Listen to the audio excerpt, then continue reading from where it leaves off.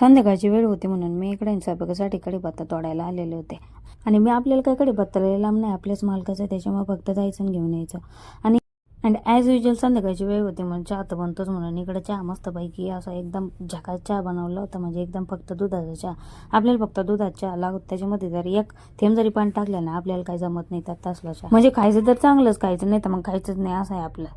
मग तुम्ही म्हणता मग काय उपाशी बसशील का? नाही तर तसं तर अजिबात नाही. मग खाईन तर चांगलंच काही, पण मग खाईनच, उपाशी काय बसणार नाही आपण. मला टोस्टपेक्षा ही अशी ना जी तुपातली खारी ती जास्त आवडते, त्याच्यामुळे ना. आणि ती खारी पण आपल्याला डुबून खायला नाही आवडते. असा चुरा करायचा, त्याच्यामध्ये मस्तपैकी चहा आणि दूध ओतून, दूध पण साधं नाही ओतायचं, मलाईवाले दूध ओतायचं आणि मग त्याचा आहे ना काला खायचा. इतका भारी लागतो ना, काय सांगू तुम्हाला, मी शब्दात तर नाही सांगू शकणार.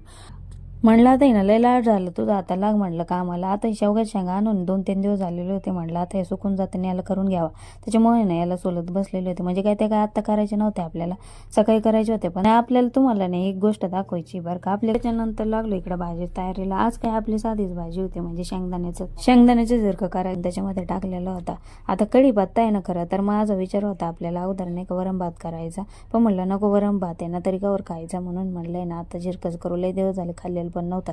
त्याच्यानंतर मम्मीने दिलेले होते काही आळूचे पानं, ते पण करून घ्या म्हणलं. आता आळूचे पानं काही जास्त नव्हते, पण म्हणलं दोघांना तरी किती लागत मग करून घेतले. 2-3 पान त्याच्यातले खराब होतले आणि काढून टाकले.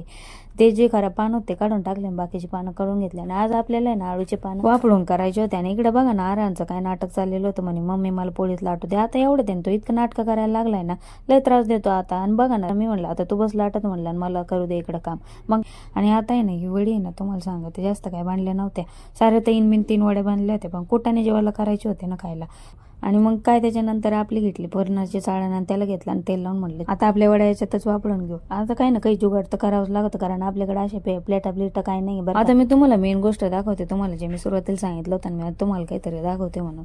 आता हे चाळण घेतली तर ती गोष्ट अशी होती काही ना, आपलं मशीन जे आहे ना तुम्हाला जे दाखवलं होतं, अंडे उकडायचं, मोमोज बनवायचं आणि मॅगी वगैरे बनवायचे, ज्या पण आपल्या स्टीमच्या वस्तू आहे ना ते बनवायचं, त्याच्यावरच आपण आहे ना आपल्या वड्या स्टीम करून घेतलेल्या होत्या. त्याच्यामध्ये फक्त त्याच गोष्टी नाही तर मी बऱ्याच काही गोष्टी करत असते, म्हणजे ते आपल्याला काम येतं. आणि गावरान पान होतं त्याच्यामुळे ते इतक्या नाड्यामध्ये तडतड करत होतं. त्याच्यासाठी काय उपाय असेल तुमच्याकडे तर ते पण सांगा आपल्याला कमेंट्समध्ये.